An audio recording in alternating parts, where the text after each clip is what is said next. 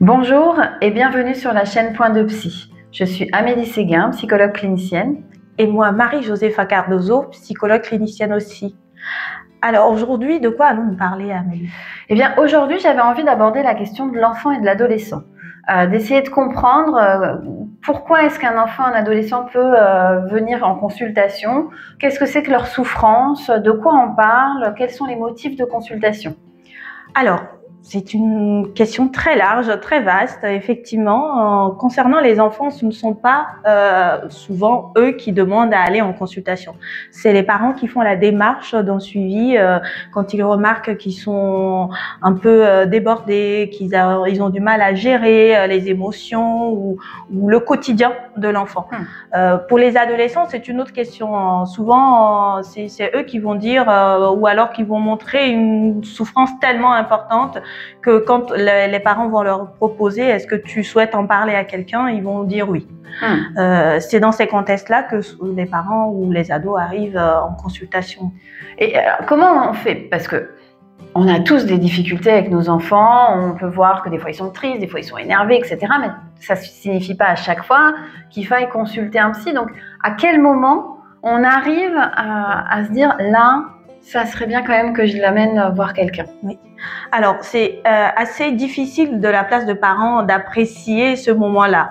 Souvent, ce qu'on recommande aux parents, c'est que quand ils commencent à eux-mêmes se sentir débordés par le quotidien, qu'ils ont l'impression que le fonctionnement, comportement, émotion de un de leurs enfants détend un petit peu sur la fratrie, quand ils voient que tout le temps ils sont nerveux, que ça joue sur la dynamique familiale et que ça met une mauvaise ambiance tout le temps, ou alors quand cet enfant montre une souffrance particulière, se plaint souvent d'avoir des peurs, un enfant qui est trop agité, un enfant très colérique, un enfant à qui on ne peut pas dire non sans avoir un débordement émotionnel. C'est dans ces moments-là de la vie du quotidien qu'on peut passer le cap de la consultation. Donc si j'ai un enfant, par exemple, je lui demande de venir à table et il me dit tout le temps « oh oui j'arrive, oui oui bientôt » ou carrément qui me dit « non j'ai pas faim, non j'ai pas envie de manger », qui est tout le temps en train de refuser tout ce que je propose, qui hurle, parfois même qui peut s'enfermer et refuser la collaboration. Est-ce que là, c'est moi qui l'ai mal éduqué? Est-ce que c'est quelque chose dans son comportement qui ne convient pas? Est-ce que je dois m'interroger et me remettre en question? Est-ce que je dois venir te voir? Comment je peux aborder ça? C'est vrai que le premier ressenti des parents, c'est la culpabilité, malheureusement. Les parents se disent « mais qu'est-ce que j'ai mal fait? Qu'est-ce que j'ai pas compris?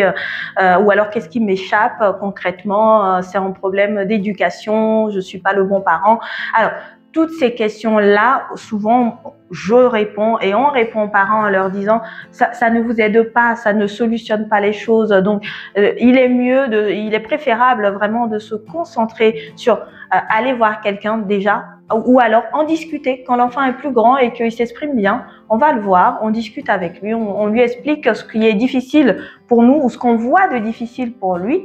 Et à ce moment-là, si on arrive à trouver des stratégies, une communication plus positive et on voit les changements, à ce moment, c'était qu'une question de cadre d'éducation.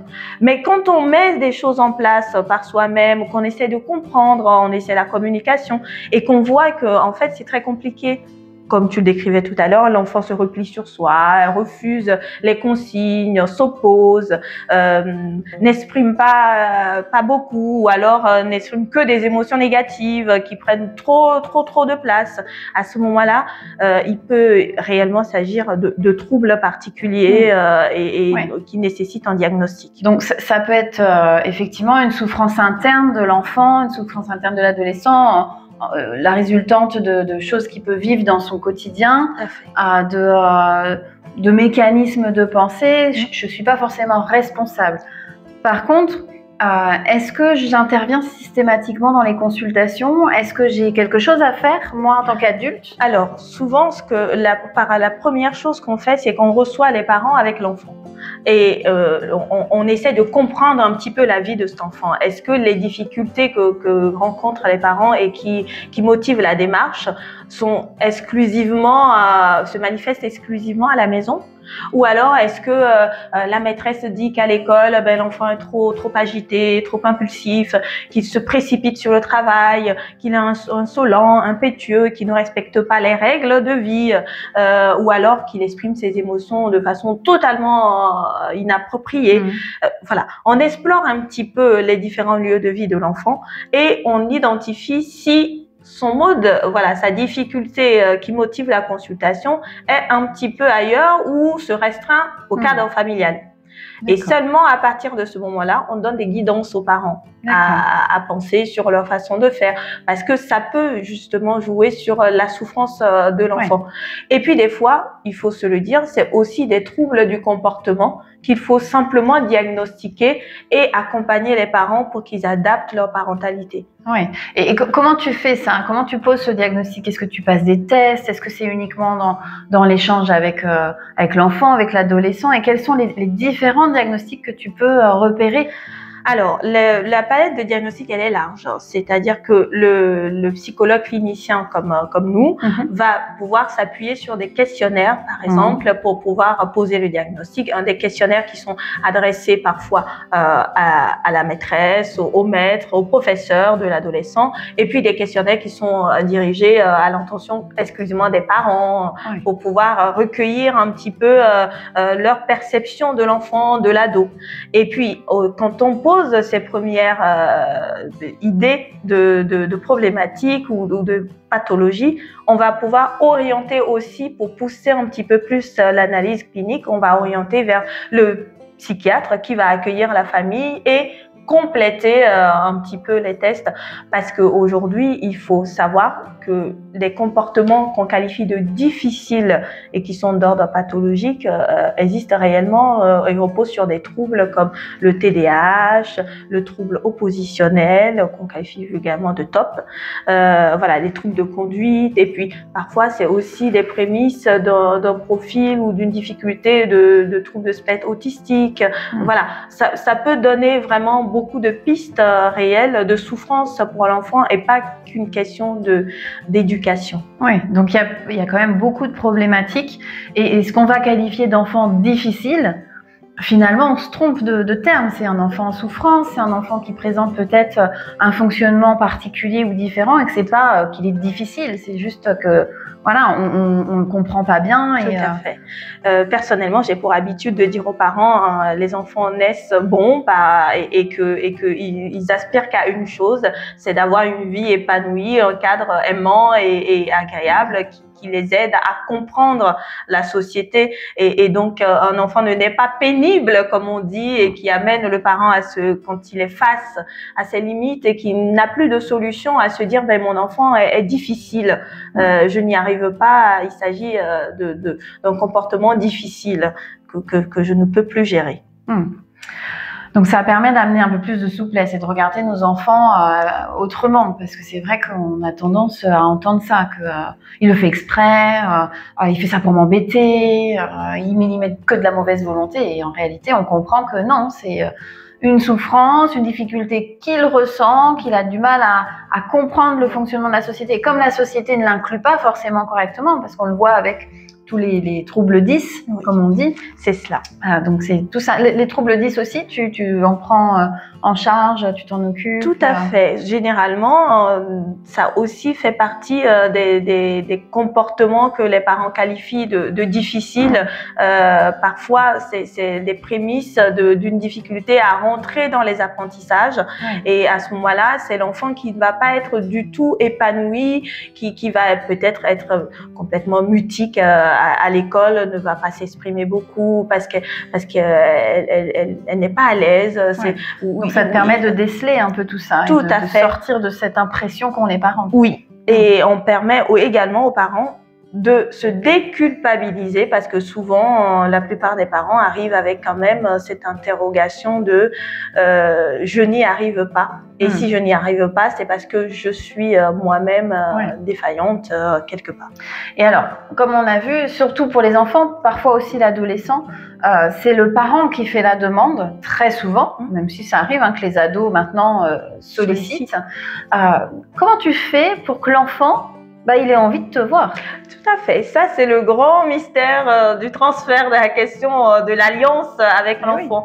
C'est vrai que comme c'est les parents qui la plupart du temps passent le cap de la démarche, souvent on demande aux parents de quand même mettre des mots, expliquer à l'enfant, écoute, on va voir cette dame ou ce monsieur parce que on voit que toi tu es en souffrance et nous aussi on n'arrive pas à avoir les outils pour pouvoir aider réellement à sortir de cette dynamique. Et quand une fois l'enfant arrive, on va se présenter, on va prendre le temps d'avoir validation de son vécu pour savoir si vraiment cet enfant se sent en difficulté. Est-ce que cet enfant sent que oui, à la maison il est souvent nerveux, il est souvent dans l'insatisfaction et que ça le rend triste. Les tout petits le disent bien, je suis tout le temps énervé, je suis tout le temps fâché, voilà. Et à ce moment-là, on va pouvoir lui montrer que les émotions sont faites pour nous traverser et pas pour rester nous habiter, surtout quand c'est des émotions désagréables. Et on commence progressivement comme ça à tisser les bases de la thérapie. Alors, il y a aussi une idée qu'on a beaucoup, moi je l'entends souvent, c'est que de toute façon, le psy, pour les enfants, il ne fait que dessiner et jouer, c'est tout. Donc, on voit pas trop l'intérêt. Qu'est-ce que tu fais avec les enfants? Oui. Comment tu travailles? Concrètement, le psy ne fait pas que dessiner avec l'enfant ou jouer avec l'enfant. Et effectivement, en fonction des motifs de consultation, on peut passer par des outils comme la pâte à modeler ou alors les symboliques de jeux du quotidien de tout enfant, par exemple les Playmobil ou les poupons, pour un petit peu scénariser et travailler autour de la conception que l'enfant a de la famille. Ça permet de libérer la parole parce que contrairement à l'adolescent, et encore c'est très peu d'ados arrivent à trouver des bons mots, et aux adultes, l'enfant ne va pas forcément faire les liens avec de ses difficultés, avec son ressenti, avec l'interaction du jour, avec ce que maman lui a dit, papa lui a dit, ce qui s'est joué à l'école. Et ces outils-là permettent le dessin, un petit peu ce qu'on qualifie de personnages, d'animaux qu'on utilise parfois aussi avec les enfants, peuvent leur permettre réellement de nous parler d'eux. Et à travers ces petits personnages, on apprend à connaître l'enfant et on élabore avec l'enfant. Oui, donc c'est un outil thérapeutique, tu t'en sers comme outil et pas juste on joue, c'est que ça t'aide à comprendre le fonctionnement de l'enfant et l'enfant finalement va exprimer plein de choses à travers ça que tu peux reprendre et travailler. Tout à fait. Très bien. Écoute, je te remercie vraiment pour toutes ces informations. On espère que ça vous aura aussi appris et renseigné sur le travail qu'on fait auprès des enfants et des adolescents.